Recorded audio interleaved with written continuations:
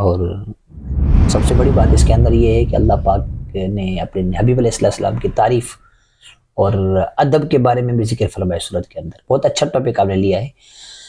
سورہ حجرات کے اندر اللہ پاک نے اپنے نبی کا ادب سکھایا ہے. اور عرفا کو میں نے پڑھا تھا کہ وہ کہتے ہیں اگر اسلام کا نام اسلام دین کا اسلام نام نہیں ہوتا تو ادب نام ہوتا ہے اس کا. اتنی اہمیت بتائی گئی ہے کہ یہ دین کے اندر ادب ہی ہے نا.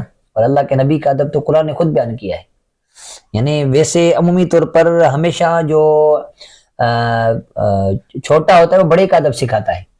دنیا کے اندر دستور ہوتا ہے. جیسے باپ ہوتا ہے وہ اپنے استاد کا ادب سکھاتا ہے اور استاد جو اپنے پیر مرشد کا ادب سکھاتا ہے. اس طرح ہوتا ہے نا. لیکن یہاں اللہ پاک کے ذات تو بلند و بالا ہے نا.